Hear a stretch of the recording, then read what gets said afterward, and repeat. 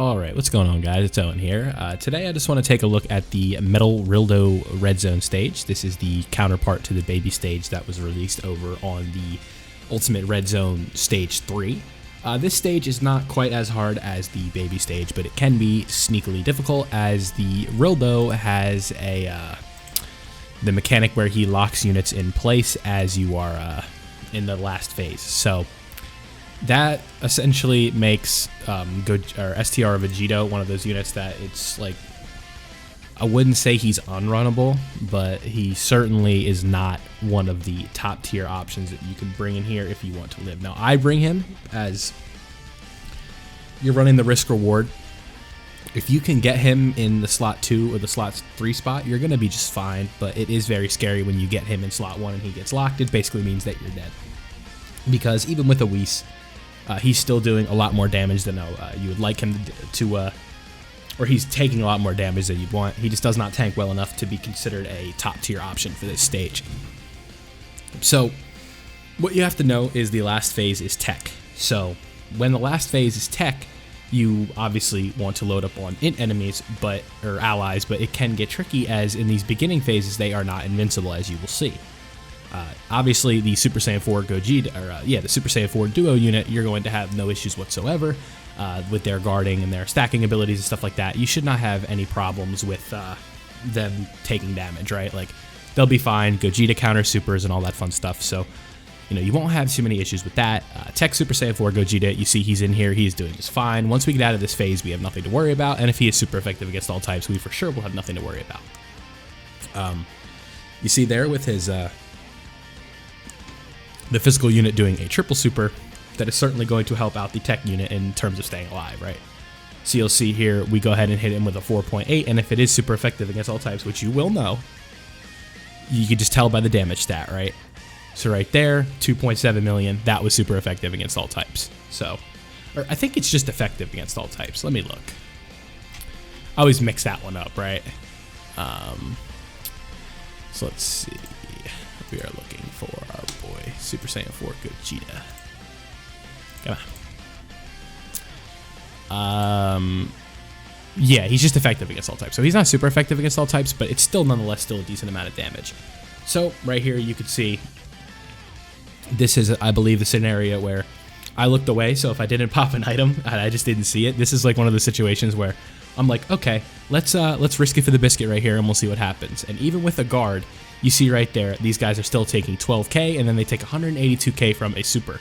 So I'm thinking, oh shit, this run's over. We got no chance. But, the power of some of these units, the power creep and all that fun stuff, it is definitely still doable. I forget how we get out of here. I'll be interested to see how we escape this situation. Because I haven't watched this run in a while. It's been a minute, so we'll see. Let's see. Yeah, so a triple super from that unit, 55% by the way. It does help. So, all that fun stuff is good.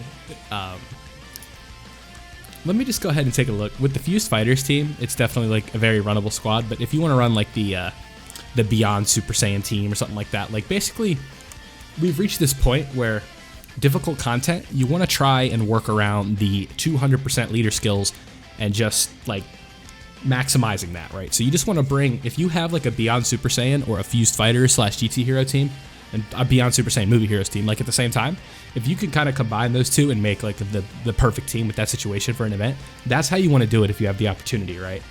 So right here you can see we escape by the skin of our teeth. We have 2000 HP. Honestly, I don't think I pop an item right here because I'm that guy. I'm just built different. I might pop an item. Yeah, I do. Okay. Yeah, maybe I'm not that guy. You're not that guy, pal. Trust me.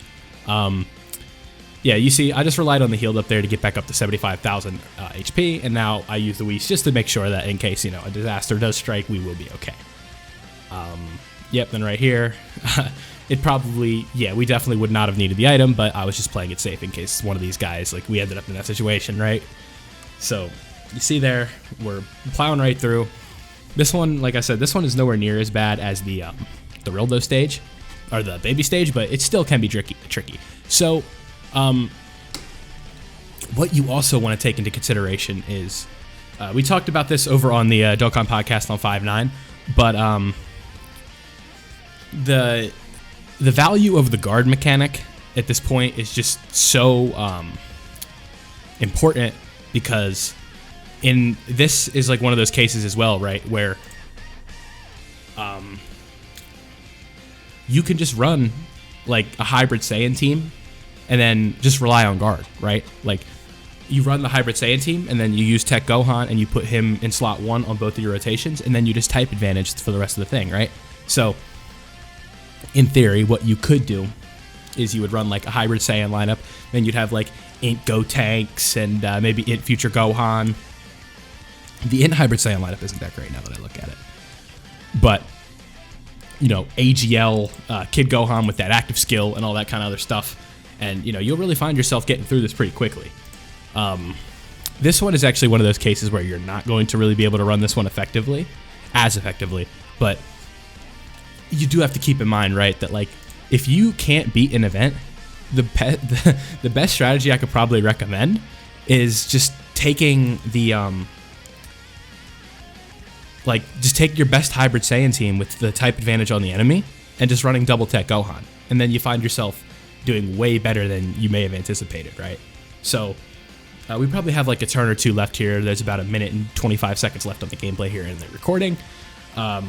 You see, so this is with an item active, yeah, definitely.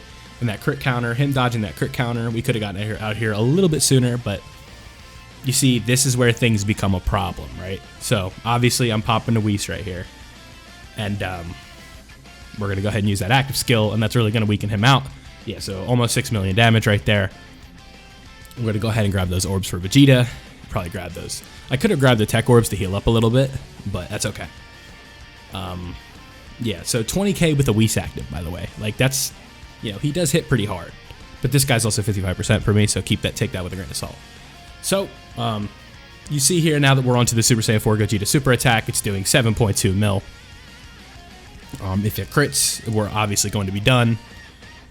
And it does, oh, it did crit, but we're not done yet, but guess what? We have an additional that does 7.7. So, that was the RILLDO stage. If you're having any trouble beating it, just leave your team in the comment section below. I'll make sure I get back to you and we can take a look, see if I can help you get done with it, because, you know, these red zone things, you're going to get tickets at the end. We don't know what we're going to use them for yet, but we'll see. So that's all I got for you today. Don't forget to leave a like if you enjoyed, subscribe if you're new. Don't forget to turn on notifications so you don't miss out on daily Dokkan content like this, and I'm out.